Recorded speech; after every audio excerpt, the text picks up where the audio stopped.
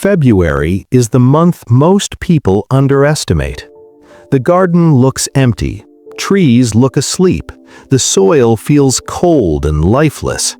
But that stillness is exactly why this month matters. When fruit trees are planted in February, they are not distracted by heat or leaf growth. They focus on roots. And trees that invest in roots first don't struggle later when summer pressure arrives. This is how fruit trees were planted before fast harvests became the obsession. At number 1 comes the fig tree, scientific name Ficus carica. The fig tree gives us figs, soft, sweet fruit that can be eaten fresh or dried and stored for months without refrigeration. For thousands of years, figs were survival food. People planted fig trees because they solved multiple problems at once. They produced food even in poor soil. They tolerated heat better than most fruit trees, and once established, they kept producing year after year with very little care. A fig tree usually begins giving fruit in its second or third year.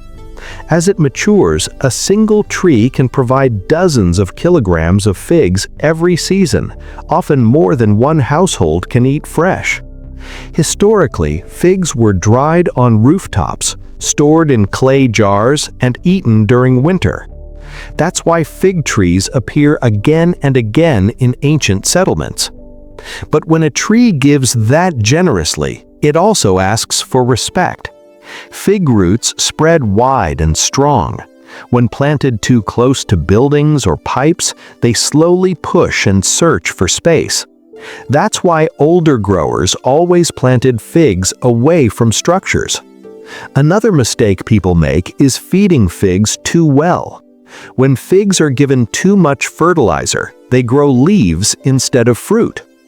When figs are given sun, space, and slightly lean soil, they remember their purpose. At number 2 comes the mulberry tree, scientific name Morus alba or Morus nigra. Mulberry trees give us mulberries, soft berries that ripen in large quantities and are eaten fresh, dried, or cooked. They are sweet, filling, and extremely productive. Mulberries used to be common because they were dependable.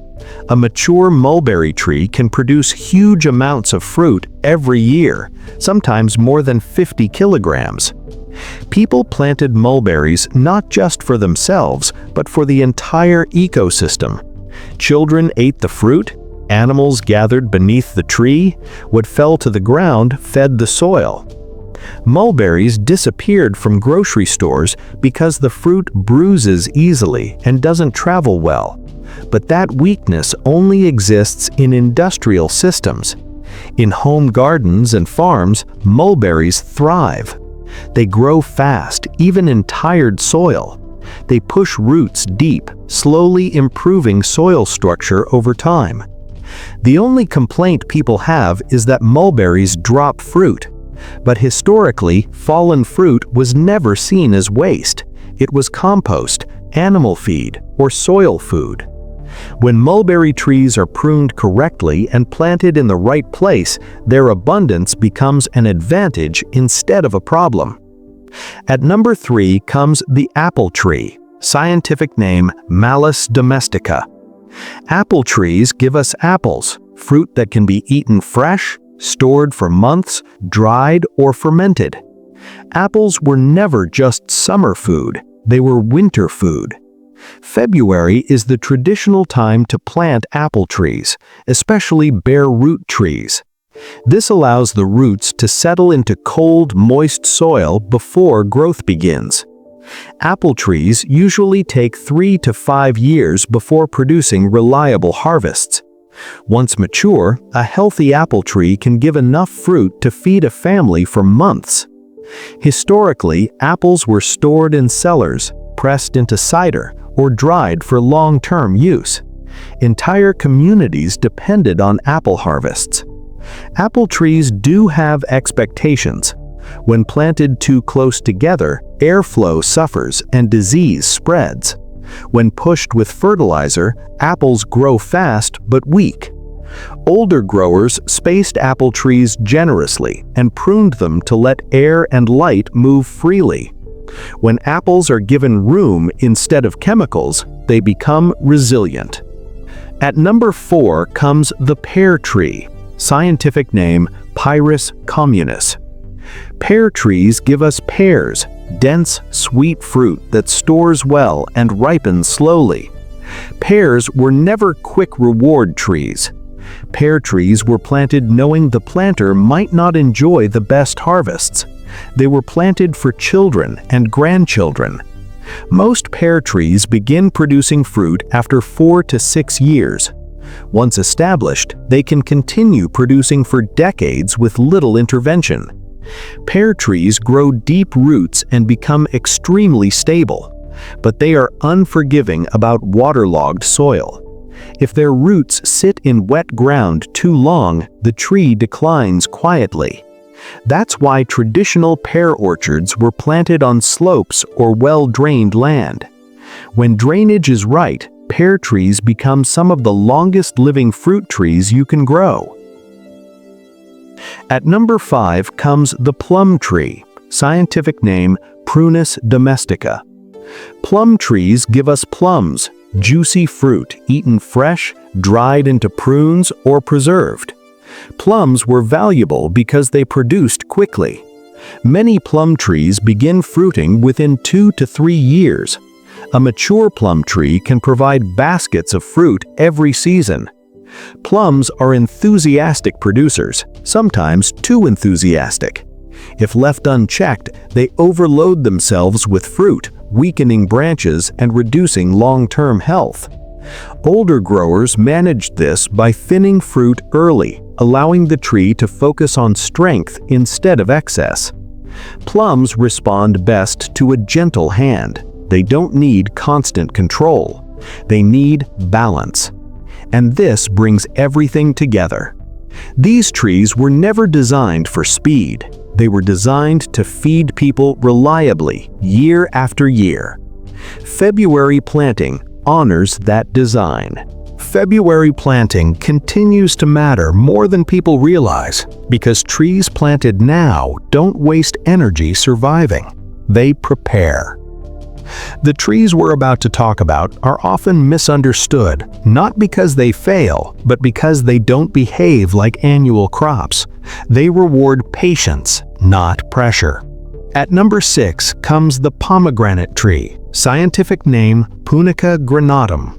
The pomegranate tree gives us pomegranates, thick-skinned fruit filled with hundreds of seeds that store well and travel easily.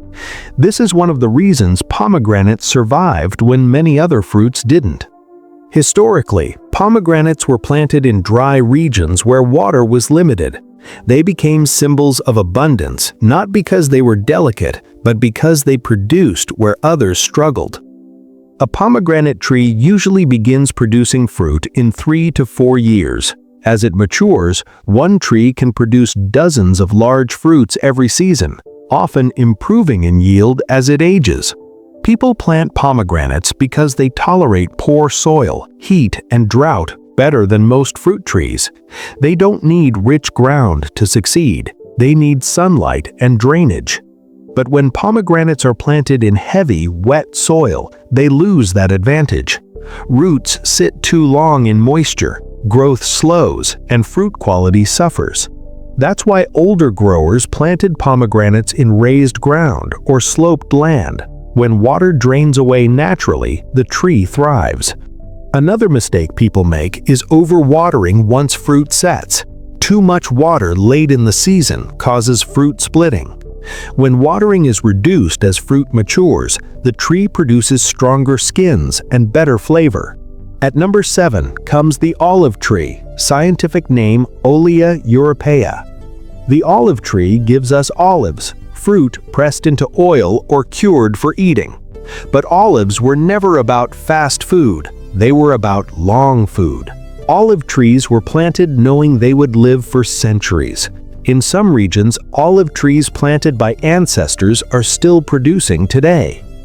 An olive tree usually takes 5 to 8 years to produce meaningful fruit. That slow beginning turns many people away. But once established, olives become incredibly stable producers. A mature olive tree can yield fruit every year with minimal input, especially in dry climates. People plant olives because they don't demand constant water, fertilizer, or care. They survive where intensive agriculture fails. But olives have one strict rule: they hate wet feet. When planted in heavy or poorly drained soil, olive trees decline slowly. Leaves yellow, growth stalls, fruit disappears. Traditional olive groves avoided this by planting on hillsides and rocky ground. Soil didn't need to be rich, it needed to be dry. Another common mistake is expecting olives to behave like apples or plums. They don't. They don't want frequent pruning or rich soil. When olives are left mostly alone, they settle into a rhythm that lasts decades. At number 8 comes the apricot tree, scientific name Prunus armeniaca. Apricot trees give us apricots, soft, sweet fruit eaten fresh or dried into long-lasting food. Apricots were valued because they ripened early and preserved well. Apricot trees often begin fruiting within 2 to 3 years. A mature tree can produce heavy crops when conditions are right. But apricots are honest trees. They reveal mistakes quickly. Apricot blossoms emerge early, which makes them vulnerable to late frost. In colder regions, this can mean lost harvests. That's why traditional growers planted apricots in protected areas, near walls or slopes that released heat slowly. Microclimate mattered more than fertilizer. Another challenge with apricots is that they don't like overcrowding. Poor airflow increases disease pressure. When apricot trees are spaced properly and planted where frost risk is understood, they become reliable producers instead of disappointments. At number 9 comes the peach tree, scientific name Prunus persica. Peach trees give us peaches, juicy fruit that ripens quickly and feeds people immediately. Peaches were never long storage fruit, they were seasonal abundance. Peach trees often begin producing fruit within 2 to 3 years. That speed made them popular, but it also shortened their lifespan. Historically, peaches were planted knowing they wouldn't last forever. They were productive, not permanent. Peach trees grow fast, fruit fast, and age faster than most fruit trees. They demand pruning and airflow. Without it, disease takes hold quickly. Older growers accepted this trade-off. They planted peaches knowing they would replant again later. When peach trees are pruned annually and not overfed, they produce better fruit and live longer than expected. The mistake people make is treating peaches like figs or olives. They aren't. They want guidance, not neglect. At number 10 comes the cherry tree, scientific name Prunus avium or Prunus cerasus. Cherry trees give us cherries, fruit that ripens quickly and disappears just as fast. Cherries were celebration food. Cherry trees usually take 4 to 5 years to begin producing. Once they start, a mature tree can produce impressive harvests. But cherries are sensitive. They don't tolerate heavy soil, poor drainage, or constant disturbance. Traditional cherry orchards were planted carefully, often on higher ground with good airflow. They weren't forced, they were positioned. When cherries receive stable soil and consistent care without excess, they reward that balance. And now the pattern becomes clear. Every tree on this list rewards restraint. Every one punishes impatience. February planting gives them the one thing modern planting often removes: time.